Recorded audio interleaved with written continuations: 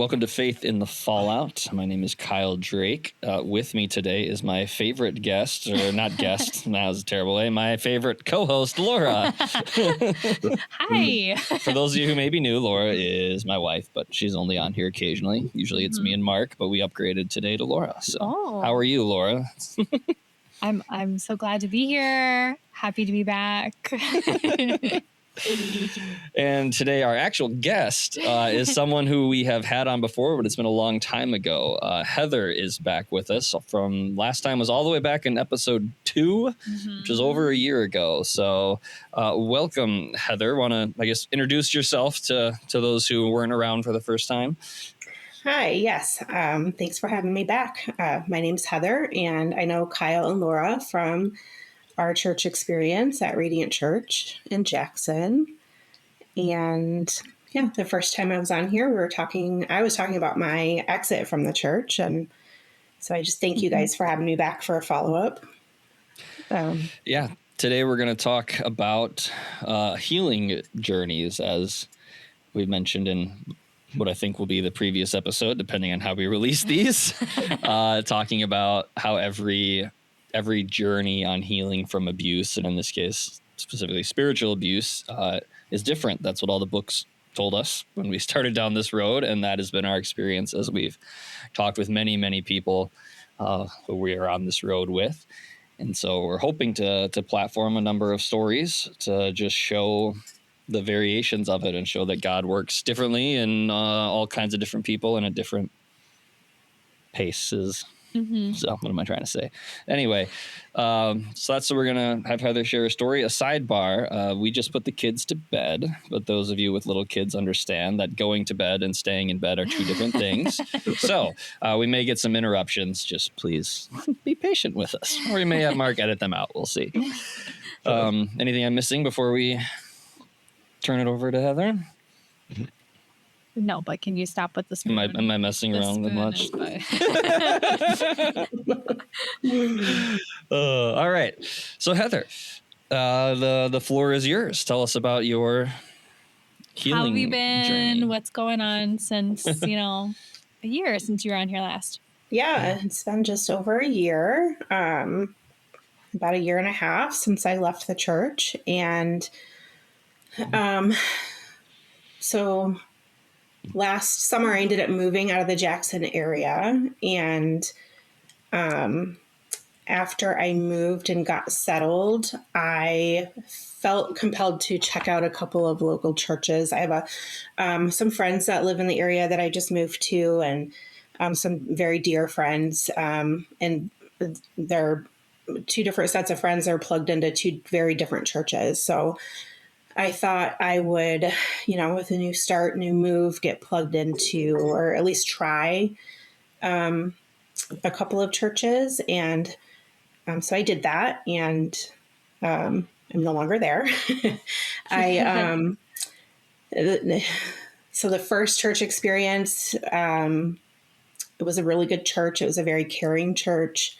My dear friend is still there. But I just felt after a few months that I was just struggling being in a church environment. I enjoyed the community of it. I enjoyed the worship of it. The pastor was really good. But I just struggled with the idea of corporate church. And so I pulled back from that one. And then I have another friend who's plugged into another type of church. So I visited that one a few times. And again, the same thing. Met the pastor, very nice pastor, good church environment. But I just could not get plugged into another corporate church environment. And so the last time I went was Christmas Eve service. And then I haven't been back to any church. And I really just took the winter to decompress.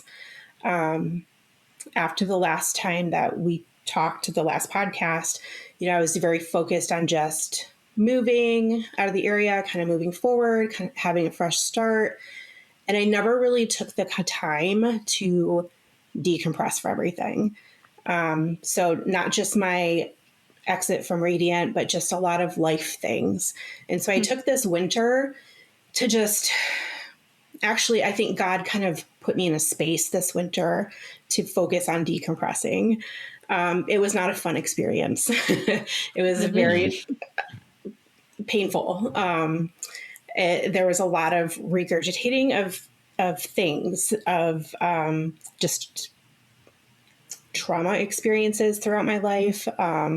It all just manifested in my body. And I walked through a period of just horrible panic attacks. I've had anxiety my whole life.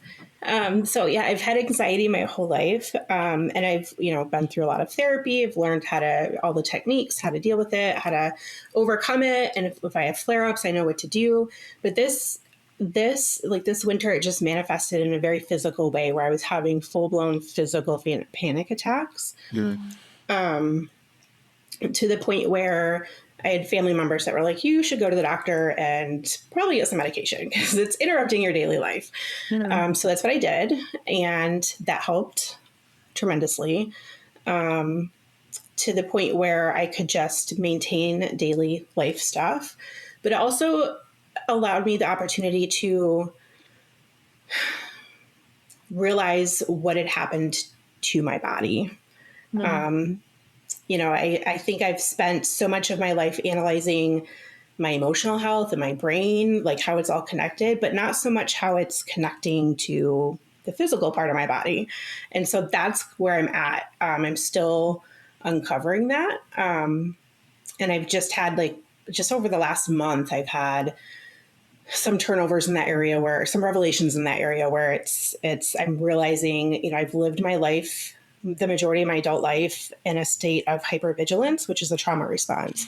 And every time I've gone through therapy, it's always been focused on the anxiety. And so I'm realizing my anxiety is a response of living in a hypervigilant state. And I'm able to kind of connect the dots and how that's impacting my physical body. And so that's where I'm at as far as recovering. It's been a year and a half or more since leaving. And it's taken this long for me to get to this point of revelation of, okay, I've walked through all of these experiences throughout my life, not just the church stuff, but, just life trauma. And so that's where I'm at with my healing journey, is just connecting the dots and how it's all connected, like mind and body and spiritual stuff, emotional stuff. And part of this process has been connecting the dots of my spiritual journey from childhood of, I was raised in church. There were certain approaches that my childhood churches took that kind of instilled patterns in how I approach church as an adult, and a lot of unhealthy thinking in that area, a lot of fear-based thinking. And so, I can say I'm at a point now with just dissecting all of this stuff that, I don't know if I'll ever sit in a corporate church environment, because as I've studied things, as I've read things and just analyzed my own experiences, I don't feel like that's the place for me. I still love God. I still love Jesus. I still want a Christian community, but I don't want a corporate church environment. I don't feel like the design of it in America or whatever the global church looks like. I don't feel like the design, the way that we have church today, I don't feel like it's healthy. I don't feel like it's biblical.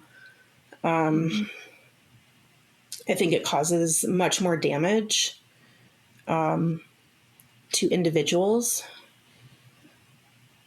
I just don't think it's the way that God intends us to encounter him.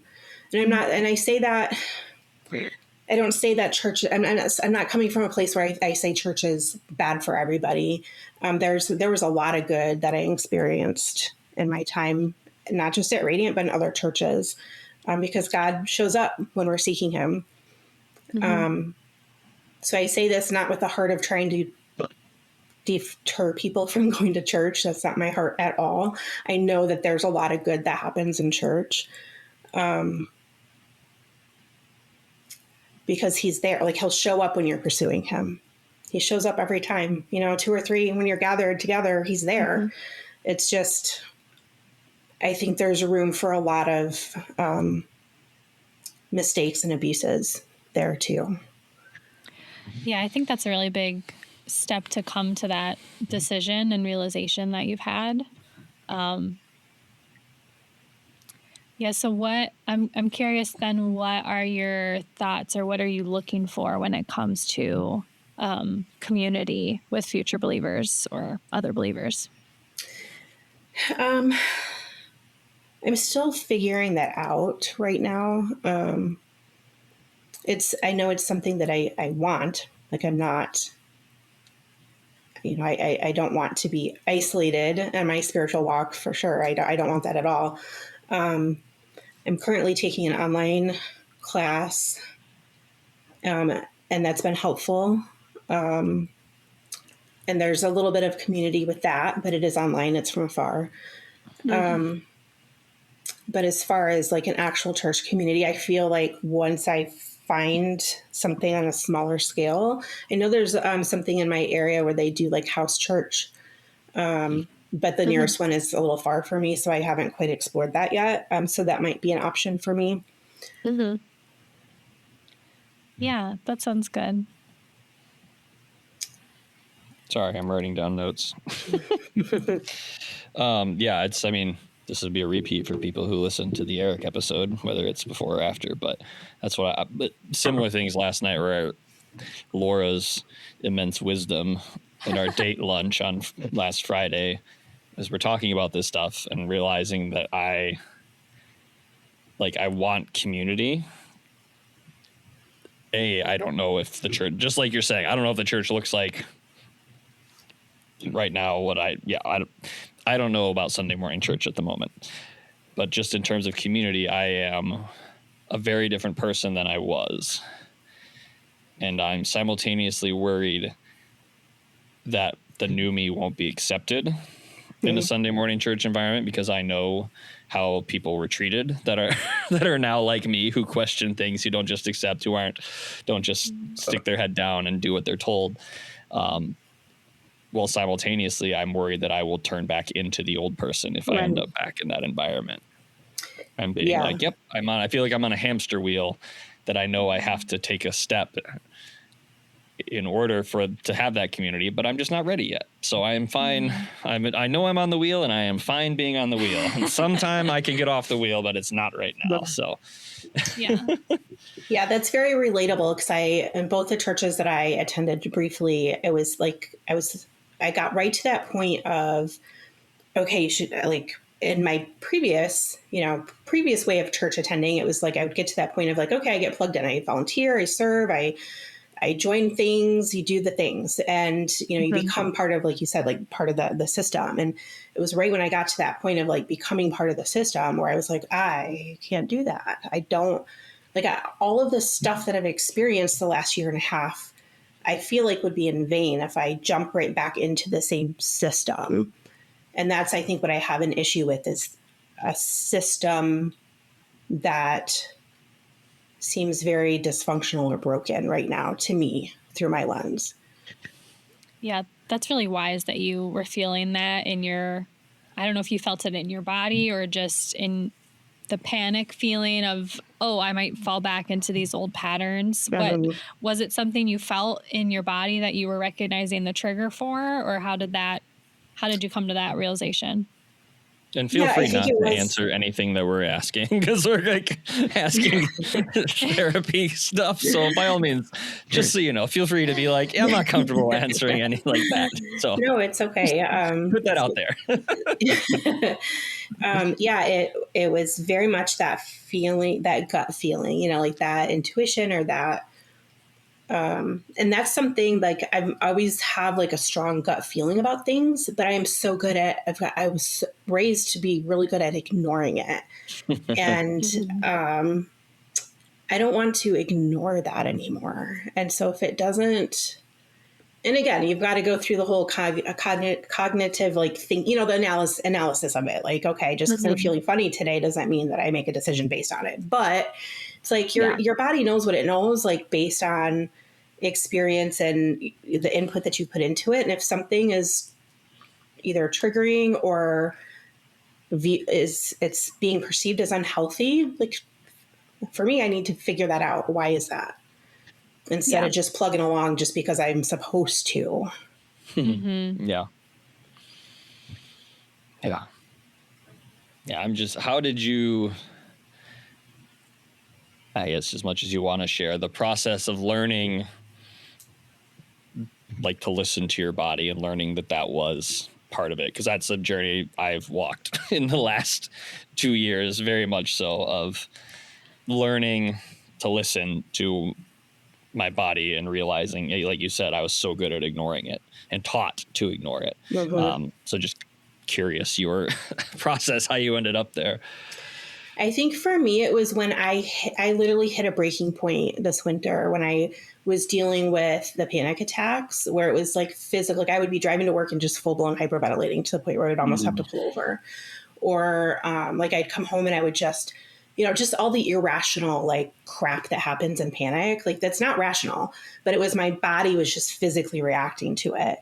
And I had no control over it. You know, like I've dealt with anxiety my whole life where I could control it. You know, I could do the grounding exercise. I could do all the exercises to get myself, you know, out of the pit of it. But this, when it was like physically in my body and I had no control, it was literally my physical breaking point of dealing with this stuff.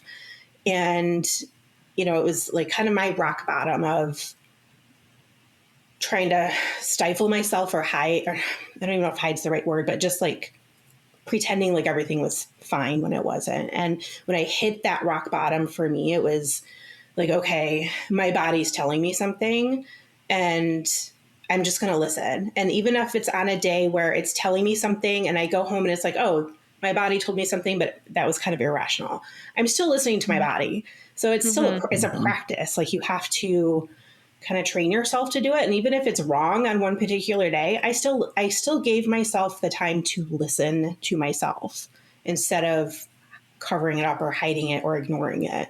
And that's been huge for me.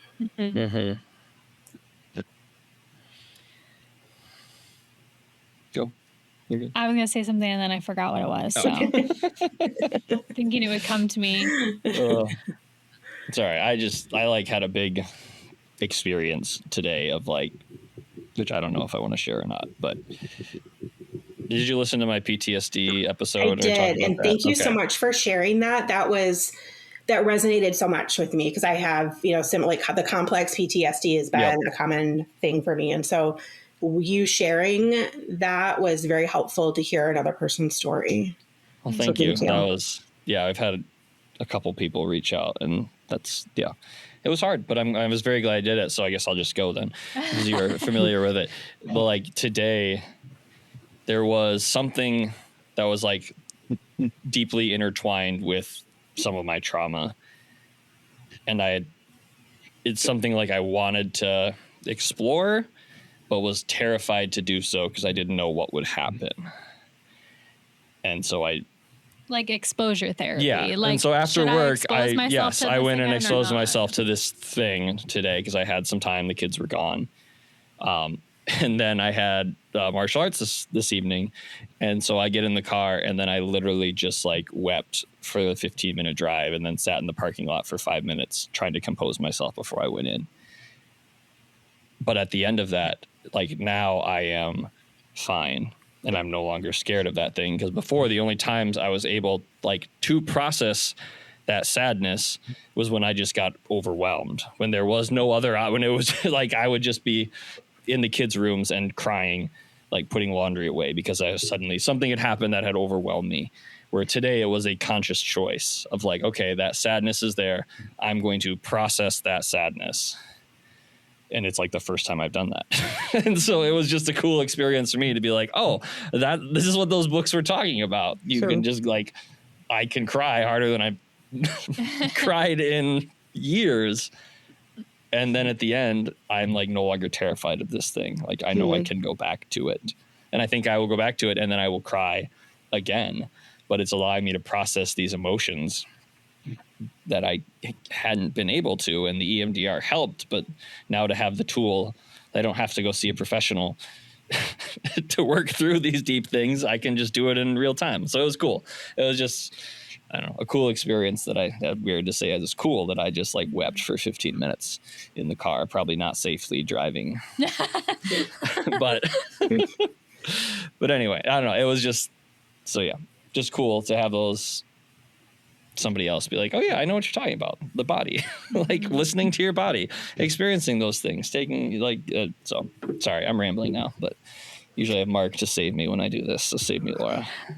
I think it makes a lot of sense. And I was just thinking about how I feel like the past 10 years of Christian community has been wrongly teaching me that my body's not trustworthy or that the tension and anxiety isn't trustworthy. But I think all those things are your body telling you what your brain is struggling with. And so it's a busy time of year for us right now, not just because, school's ending. This is the end of May.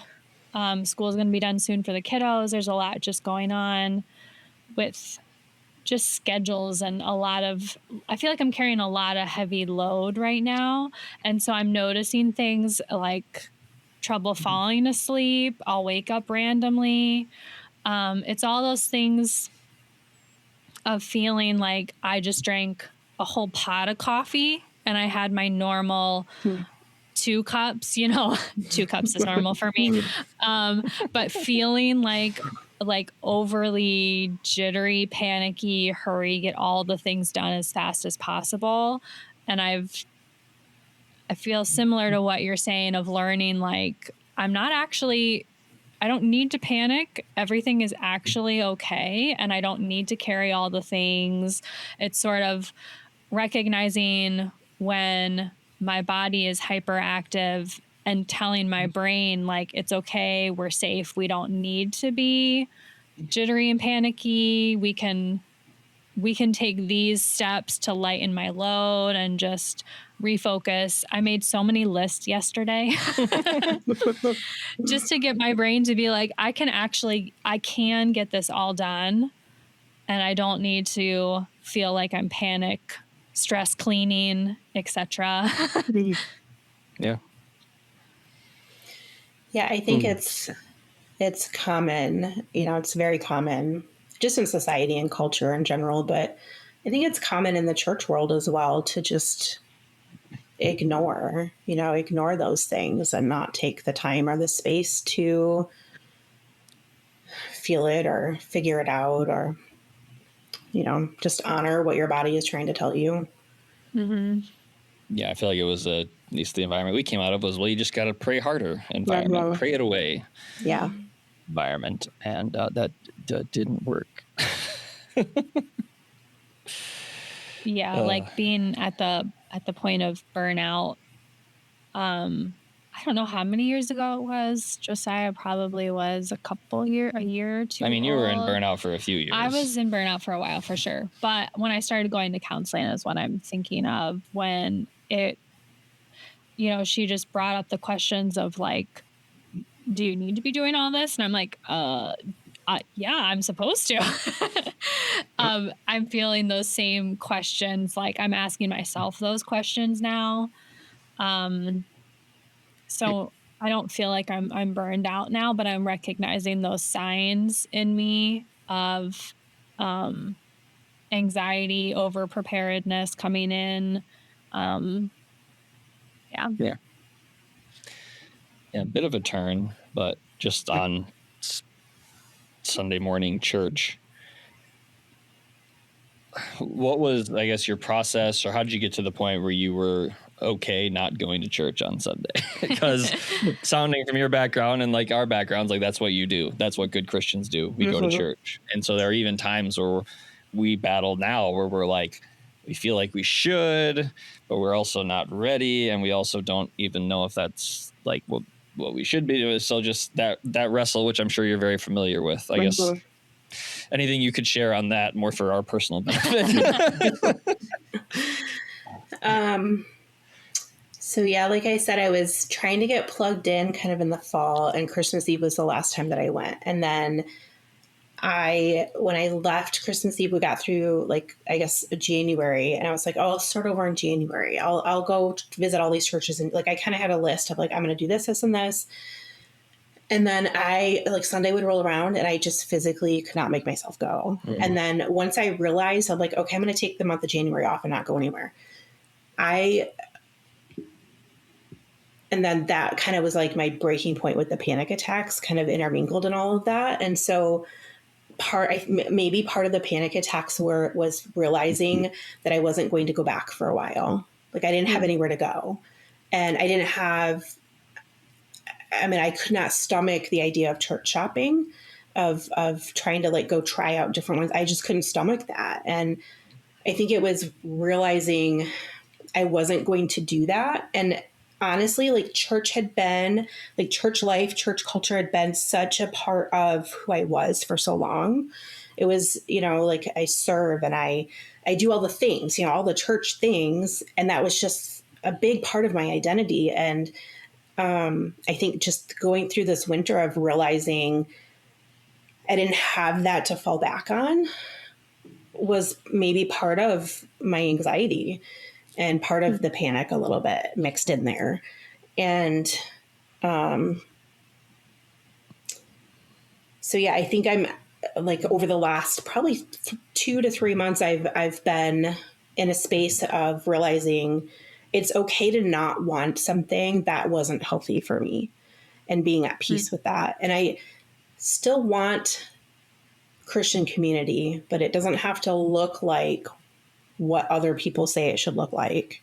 I haven't found my definition of that yet, but I am in a space of trying to rewire my emotional system and the way that I think of things to not kind of plug myself into what other people or maybe what culture, even church culture, says that I should be, because that's not what God's calling me to be. And so I don't want to be in a space where he's not calling me to be. And so for right now, I'm okay with not being in a space where he's not leading me to be there. And he's allowing me the space to just fully heal and be able to heal my body. And being in that church environment is not healthy for me right now. And yeah, I'm just trying to align my brain with my body and being okay with accepting what's healthy for me. And that's a process too. Wow. Yeah, that was deep. Awesome.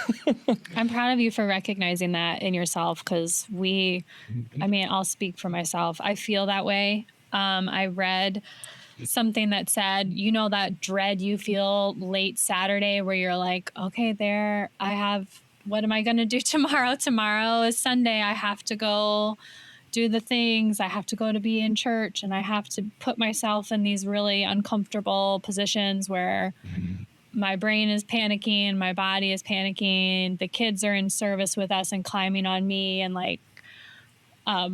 it's okay to not want to walk into that until you're ready, or until I feel like for me, until I can handle having the kids sitting right next to me during service, I'm not ready to fully commit to being a regular churchgoer, I would say, because I'm already feeling really heightened in any church service we sit in. And then the kids just are adding to it, honestly. It's not their fault. They're kids. It's hard to sit in service. And I'm sort of like, why am I sitting in service to just I'm not hearing anything because the kids are needing me. And then on the Sundays where we've tried to have Kyle be the only person and I'm sitting in the same row, put barriers and climb on me, kids, climb on me. Or play with dad, do the books, do the coloring, do it with dad, and mom's going to sit and listen. I have my own coloring now and I go to church. So sorry, totally. Well, even with that, we tried that for a couple times of like, okay, Kyle's going to take over. I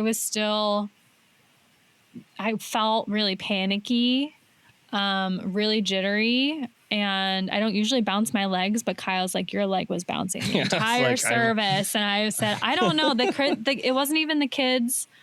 Like, I was not primary parent, I guess you could say, during those church services. But I was still, I think my brain was still like, are we okay? Are we safe? I was constantly checking in with myself of like, I'm okay. Everything's fine. I feel okay. I don't like living my life that way, of having to constantly tell myself I'm okay. We're okay. We're doing well. Everything's fine. I'm with you I don't know. Is it worth, I know it's worth it. Is it in the long run to be in a community of believers. There are multiple things of a modern American church service that I struggle with. Mm-hmm. Why are we doing this? Why am I, this is a hard word, subjecting myself to this that's harsh, but that is sort of how it feels in the moment of why am I putting myself through this? When the Christians I'm friends with and hang out with and go for a walk with and get coffee with, and that's it feels safer and doesn't send me into like, I'm not exhausted like I am after a Sunday of just trying to like hold everything together. This is supposed to be your story, Heather. Not mine. Well, we said we just wanted to be a conversation, so here we go. That's very relatable, though, and you guys are in a different phase of life than I am. Like my daughter's an adult. I don't have young children, and I can tell you when my daughter was young, like that was definitely a motivator for me to want to be plugged into church and to go because I wanted that example for her, and so yeah, I think. My life phase without having to, I'm not responsible for little ones and anymore. And so I, from my perspective, I have that freedom to just choose for myself right now, or I know you guys are in a different place of trying to figure out what's best for your family life too. And that's hard when you're struggling. Yeah. Yeah. And that's where we have those discussions of like, we want our kids in church. But then we're like, why do we want our kids in church? Is it because that's what good Christians do? Or is it like actually good for them? Mm-hmm. Because we think it's good for them, but also we can look back and see some of the damage that was caused from being in church as a kid. And so, again, it's an infinite loop at this point, I feel like. There's so many layers to, like you said, is true. It's not just Kyle and I. It's the kids and the church that we really like attending. The kids sit in service with us, which makes it harder for me.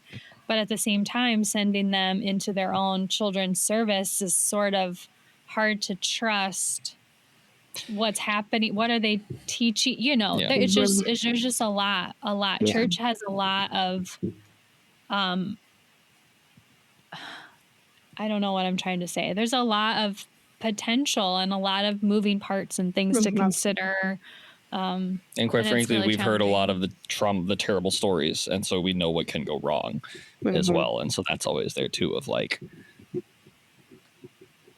I think all the people are great potentially, but I also think they could be terrible and just lying to us because we've experienced that. Mm-hmm. And so, yeah, interesting anyway. But then like we went to, so the church that we were on the edge of, they had Lent dinners every Wednesday. And we went to, or at least I think I went to all of them. Mm-hmm. You might have missed, well, I think you went. I think one time you came with us. But like even once I just went for the dinner and then left before the service. Or even Easter morning, we went to they had like a breakfast and then a service. The breakfast was 1,000 times better than the service. The Lent dinners were 1,000 times better than the Lent services for me, because that's what I want, is that community. And so by the end of it, I mean, I think I told you, it was like the last Lent dinner. I mean, this was the first time I felt like myself again in church. Not like I'm reverting to who I was, but that I could Comfortable. I was comfortable. I could be myself. I could joke around. I could be sarcastic. I could have a conversation with a pastor without thinking he's a horrific human being. Yeah. Who's going to do terrible things. Sorry if you're listening, you know who you are. Sorry, pastors. But yeah, it's that community part that we want. And I don't think on a Sunday morning, everyone's on their best behavior. So I don't care, frankly, who you are on a Sunday morning. I care who you are the rest of the week at home with your kids and your spouse, and who you are at work and who you really are, not what you're doing on your best behavior. And so that's why I'm like, Sunday morning church, yay, I'll talk to someone, but everyone's on their best behavior. And that's not what I want. Yeah. So Heather, do you have plans? Are you trying to do any Bible studies? Are you hoping to get consistent somewhere? What are your thoughts? And I mean, no pressure. You don't have to answer this if you don't want to, but I was just because I have no plans at all. So. Yeah, I'm just finishing up. I'm doing an online class on the gifts of the Spirit, and that's been really helpful. And have a couple more weeks left of that. And then there's another online class that I plan on taking. So that's kind of where I'm at right now. Kind of learning from afar. I don't know, I do have a desire to have Christian community, but I don't know what that looks like yet. So I'm just taking it kind of slow in that area, because it is, like you guys were just saying, it's kind of hard to trust, especially when Sunday morning everybody's on their best behavior. And yeah, there's definitely some trust issues for me there too. Yeah. Do you have any regrets, anything you wish you wouldn't have done? Or that you would have done differently? Or that you, would have done differently in the past, probably 2 years at this point? I don't think I have any regrets. I do miss the friendships that I made at Radiant, because I completely just withdrew. I just withdrew out of everything, and then I moved. But I do miss the connections and the friends and the relationships I had established, especially with some of the women there. So I guess if there is a regret, it would be that I do miss those friendships. Did they reach out to you and you weren't in a place to talk with them? Or I had one person reach out who had been a part of a small group that I was in, and we had met up after I'd left the church. But outside of that, I didn't reach out to anybody, and I don't think anybody proactively really reached out to me on a regular basis. So, yeah. So for me, it was, I think, just healthier to walk away. It was hard for me to, and this is just me, it was hard for me to witness people being still involved in an organization that was hurting other people on such a large scale. It was just really hard to be anywhere near that. And it was just, I guess, easier, but I don't know if that's not even the right word. I guess just healthier for me to make a clean cut. Yeah, we get that. Yeah, we had a couple of people reach out, but like some were like, oh, let's still be friends, but we just won't talk about Radiant. And I'm like, so my deepest hurt is off limits. Like what type of friendship is that? For sure. So, but otherwise, yeah, pretty much everything got severed. So we get that, unfortunately, and that seems to be par for the course when you leave a church, which is tragic. When you leave a church bad. Church that's unhealthy, I would say. Yeah. What about after the podcast episode we did with you? Did anything happen relationally after that with anybody? No, No. Wow. No, not a thing. I know that we know that because we've asked you that before, but I just thought for the podcast sake, like, so the rest of the world, all of our 11 listeners, no.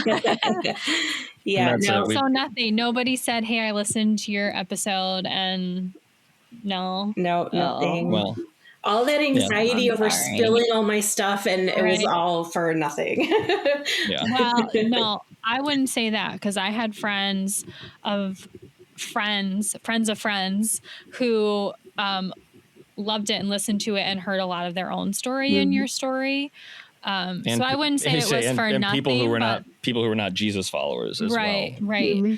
But I know the same thing of, like, we put all this out there and people are at worst indifferent. Yeah. I had someone ask me that after the West Winds episode. They're like, well, why'd you do it? You said there wasn't going to be any macro change. Why did you do it? And I'm like, you don't do it for the change. We do it because it's the right thing to do. Like, this is what scripture tells us to do. So we do it. It just doesn't compute to me when people are like, well, why? Like, that's what God says to do. So we do it. Yeah, and I would just like to thank you guys, for doing this, for being one of the initial people to speak up, and for making it public, and for sharing your stories. And I just thank you for the sacrifices that you guys have walked through. And I thank you for providing this platform for me to share.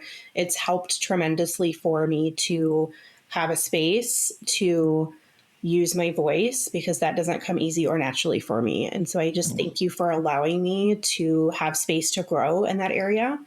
And I think I sent this I think I told you guys this last year in an email when you went your first podcast, where you guys apologized on behalf of your participation in Radiant. And I had a family member listen to that podcast, and she didn't have any affiliation with Radiant, and she had never really attended. And she had her church hurt from other churches, and hearing you guys and hearing somebody verbally apologize on behalf of a church deeply impacted her. And so I just want to publicly thank you and put it out there that your stories and what you are doing are impacting other people, and that you're creating space for people to heal. And that's a really big deal. So thank you for doing that. Thank you. Yeah, it means a lot. And it's so good to hear. Thank you. Yeah. Hard turn. Just a question I want to ask.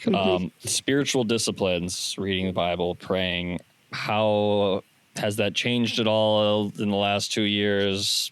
Processes looking different? Just any of the above? Yeah.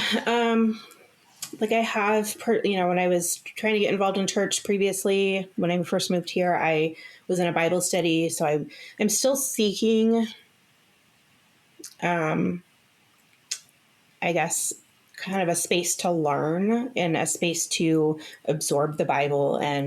But I'm not, it's kind of fluid. I'm not super structured with it. Before I was. It was, that's another thing that's part of this learning journey for me, is that being a part of Christian culture, church culture, it's very performative. It's very here's a list of things that you should probably be doing, and check the boxes to do them, to fit in or to be good enough. Or that's my interpretation of it. I'm not saying that's what church necessarily always preaches, but that was how I absorbed it. And so I was always striving to check the boxes. Okay, did I pray so many hours this week? Did I read the Bible enough this year? Or did I participate enough in these areas? And it's not about that for me anymore. I'm just very relationship focused right now with God. And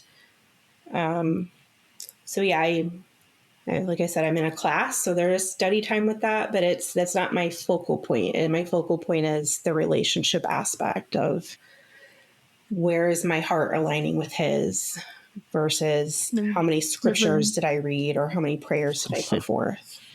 So sorry, it's kind of a long-winded answer, but that's where it's at. Preaching to the choir here. So. Sorry, that might be a triggering word for someone. Some people listening. But similar journey. I think I've shared before of like that wasn't able to pray for long periods of time, and that's recently changed because I started being honest in prayer and just being like, I'm angry. I'm just going to be angry and talk to God about that and let him get to the reasons of why I'm angry. And then, it's not, I don't need to run when I'm praying and something like, I'm getting angry. I'm out.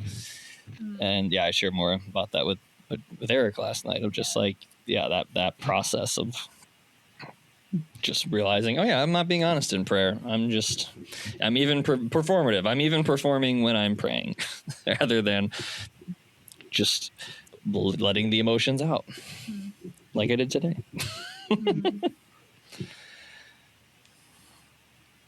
And I still haven't journaled ever since we left Radiant. Haven't touched a journal. Can't do it yet. Can't listen to Christian music. Hymns, I can listen to hymns. But all of that is just, that's triggering things that I choose not to do now. So interesting.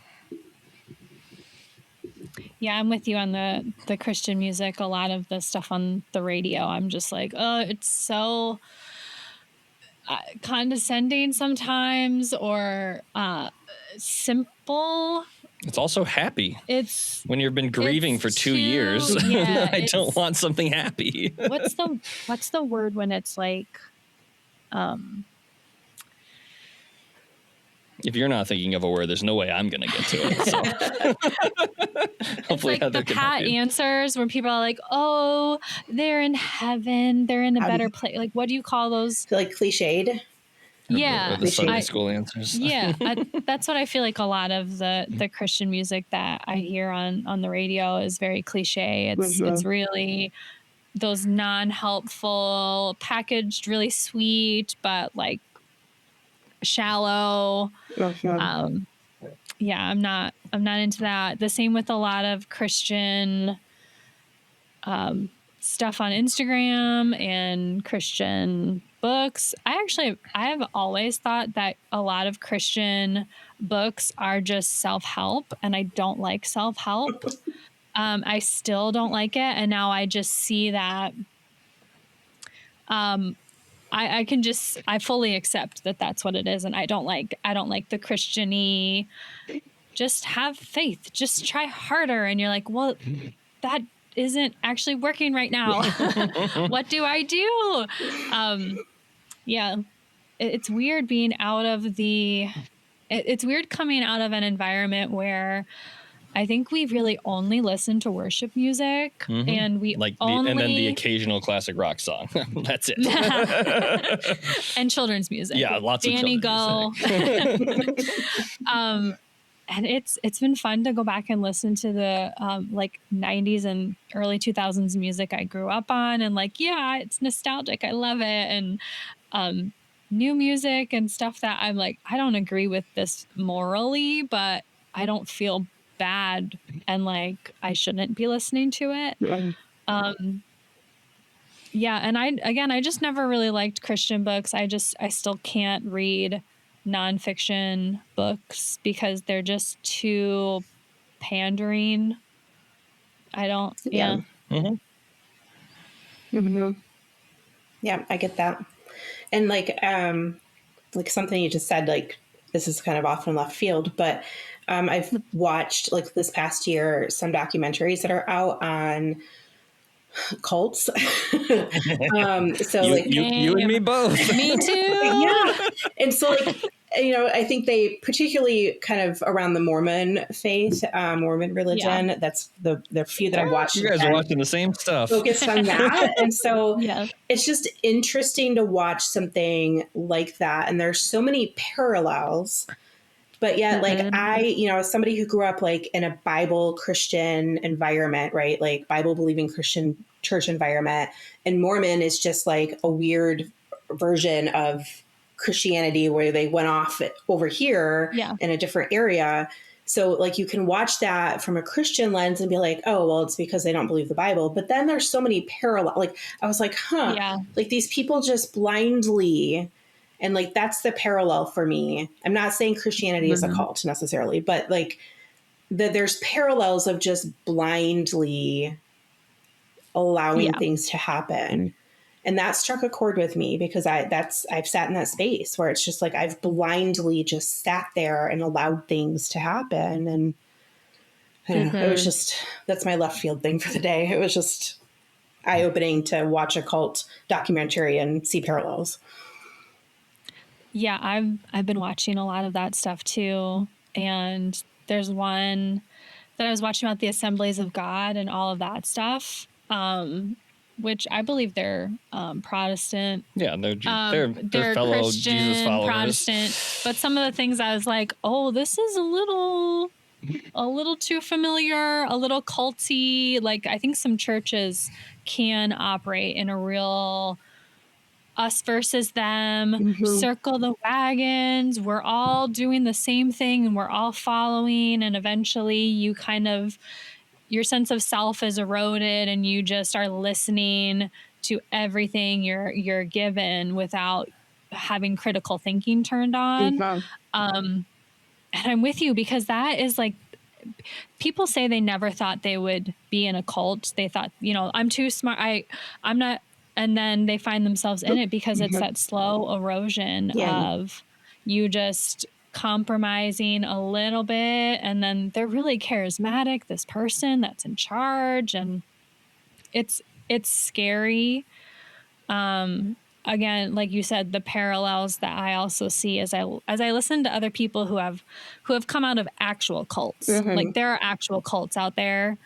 I wouldn't say we came out of a cult, but there's a lot of things that feel very similar. Cult-like tendencies, we'll put it that way. I wouldn't define. I could say I've never been a part of a cult. I'm not defining that. My experience is that, but it's very opening to see that I, would be the one that would say, I would never do that. But then there's parallels in my history of where I would be susceptible to that. So, Yeah, you think you'd never do that, and then you realize, oh, I would I could totally end up getting, or I could see how I would get swept up into that because I ignored my own morals. I lied when my pastor told me to. Like I violated my own things when the leader told me to. Like that's your slope that heads you straight down that path. Yeah. But even like people coming out of IHOP KC or out of Bethel, like people many people will just say like I was in a cult, and that's just how they put it because it acts like one, even if it doesn't fit a specific definition Christian. Of it. It certainly acts in that way. It's tragic. Yeah, and I think it's just my own soapbox is the whole revival culture that was permeated at Radiant, and it's all over the place in the charismatic. I don't know if it's outside of there, but like, oh, we're praying in the next revival. We're going to bring the next revival. You got to be here because it's fun. It's fun to be part of where you're like, oh, this is great. This is big and new and fun. And God is going to use this. And look at all the stuff that he's doing. And then you just ignore all the other bad things happening because you don't want to miss out. I was just going to say that's another cult-like tactic where they're like, this is the place you have to be. You're going to miss what God's doing because it's happening here in this church building. Yeah, I mean, we were going to change the east side of Jackson by planning the Sycamore campus. That's just how it's just going to work. We're just going to show up and everything will be changed. I was uncomfortable with that kind of language anyway. We're not going to go out into the neighborhood and, talk to people or do anything on the east side, but just by being there. We're going to be making a difference. Yeah, I'm just like, what? Sorry, we're going to get us all going if we keep going on this road. Your very presence is life-changing. But that's literally what they would say. They're like, oh, you just bring God, just walk around and God's with you, which is true. That's the problem. It's true things, but then it's extrapolated to oh, if we just pray hard. I am the Lord. Yes, if we just pray hard enough, then the next revival will come. We'll get that billion soul harvest that a false prophet prophesied 50 years ago that we still hang on to as this charismatic movement. So sorry, I gotta stop, or I'll just keep going. But I will say, I think Kyle and I have become a little less charismatic church in all of this, because we, I guess before, I wouldn't say I was even wanting a charismatic church, and then we started attending Radiant, and 10 years later, here we are, and it's a charismatic church. And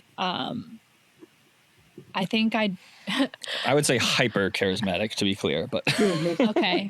I guess I don't really know, all the terms for all the things and all the different denominations, but it's just sort of those things that I'm like, oh, I didn't realize that this is what we were doing. Like, these are the labels, I guess, you could put on this kind of worship experience, and the way that they do things, and the way the sermons are, and the way I didn't realize it was all a structure, a plan. Like, it wasn't just the Holy idea Spirit of our moving. pastor. It was like a formula, I guess you could say. Yeah, it's the Ark Church formula that Pastor Lee says is his own. What? I just think it was non-denominational, so I was like, oh, we get to do our own thing, and now I'm like, oh, a lot of hyper charismatic churches, I guess, operate in this sort of same structure, which isn't for me anymore. That's why we are not even in an evangelical church anymore. If we do attend church, it's a Lutheran church. I can tolerate liturgical much better than I could tolerate anything else at the moment. Yeah. Not enjoy is definitely not the right word. I like it. I like liturgical. You like it as you sit there and bounce your leg and are clearly being trauma triggered? Yes. Sorry. I guess maybe in theory I like it. There you go. I like the it's very biblical based, where I felt like we were coming out of a place that was like Bible. That's too harsh to say Bible adjacent, but that's kind of what my first thought was. I like the seasonal, we read an Old Testament scripture. We read a New Testament scripture. We read a gospel scripture. Like leading up to Lent and leading up to Easter, Resurrection Sunday was all very purposeful. It wasn't we're just going to talk about this right now. It's all like cyclical, like it's on purpose, and I like that. Yeah. It seems more trustworthy now as I'm out of a church that was just kind of up to the discretion of the pastor and his team of what they did. Yeah. Yeah. But then I look at the Catholic Church, who had the worst child abuse scandal in the history of the world. And that's what they do. It's all cyclical and liturgical. So I'm guessing, again, there's my cynicism of just how the church is designed, that I'm like, anywhere you do it. And obviously people, well, it's just, people are messed up. They'll do messed up things. I'm like, yeah, but every system is designed to get the outcome that it gets. I stole that from cinema therapy. And so when your outcome, this is your outcome of the churches, that the people like us are just getting crushed and destroyed, and people are walking away from the faith, which we have not done. But like that's what your system, even if it's a small percentage output of your system, that's not okay. That's not an okay output for any church. So anyway, we're ranting now. It's a good thing Mark's not here. This is all Mark and I talk about. We'd all get way off the rails. Trying to look at other questions, or just any suggestions or words of wisdom or anything for others who are walking a similar road that you are. I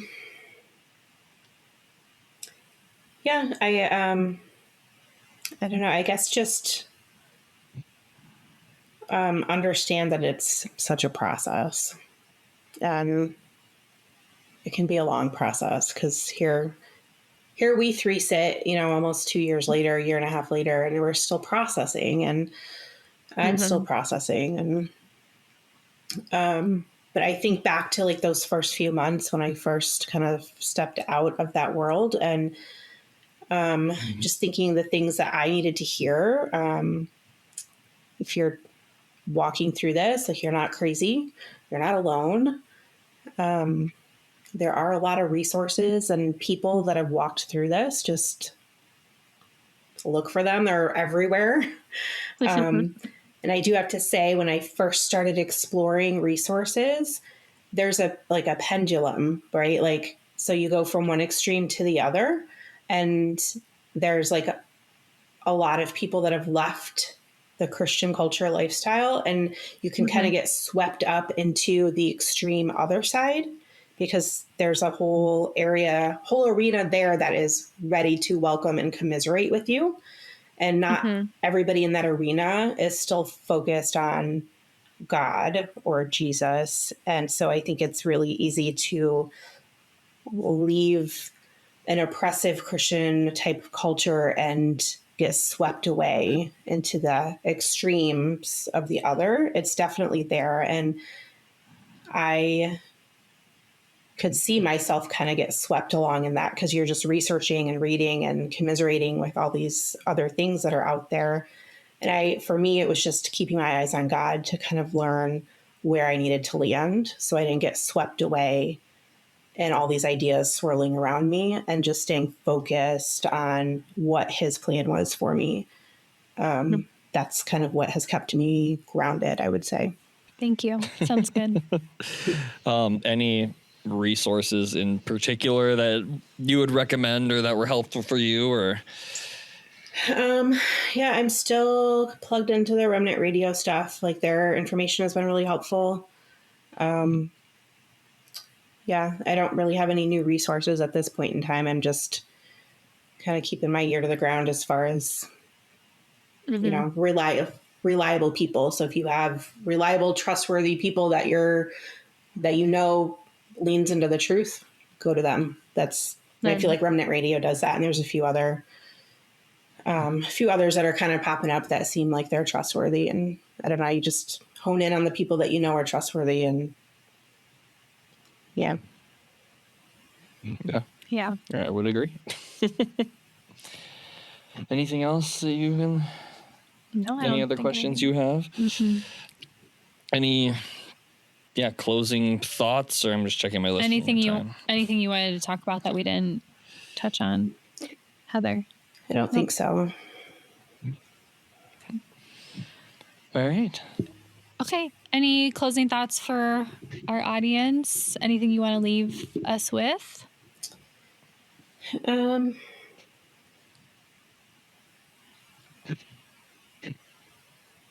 No pressure, but you're just like, here, put you on the spot.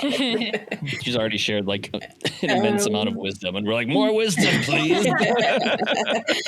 No, I guess I would just say, if whoever's listening, thank you for listening to my short story. Just thank you for taking the time to listen.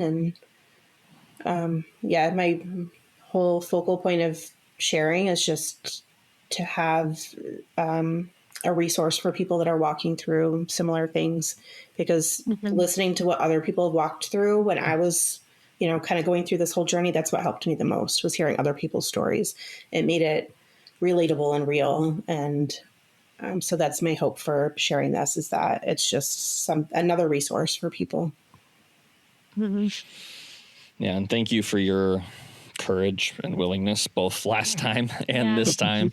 Again, like, we've had 4 people, including us, or 5 now, including us, share stories on our podcast. And so, like, I don't know. I don't know if others appreciate how difficult it is to do what you are doing now and what but we thank you for that. And I'm glad that, like you said, it's been a healing thing for you to find your voice. And so, yeah, just thank you. Thank you. And yeah, for those listening, if you want to reach out to Heather, like, you can reach out through us. We can connect you if if If you're you know just going to Heather spill, already. just splash, say a bunch of terrible things, we're not going to connect you with Heather, but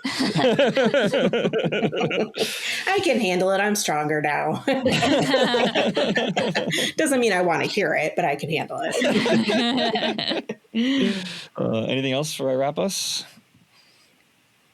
No, just thank you, Heather.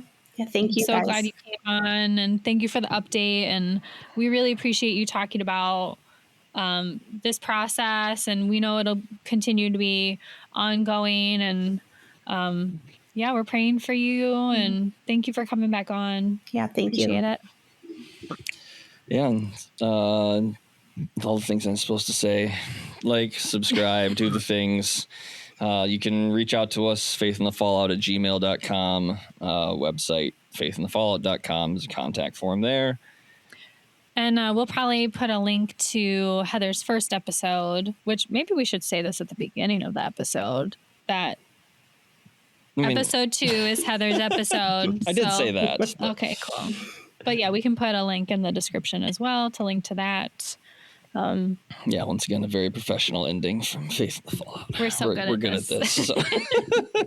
So thank you for listening, and no idea when the next one will be, because we're not really on a schedule. We just kind of do it as things happen. So we'll see you guys next time. Thanks for listening.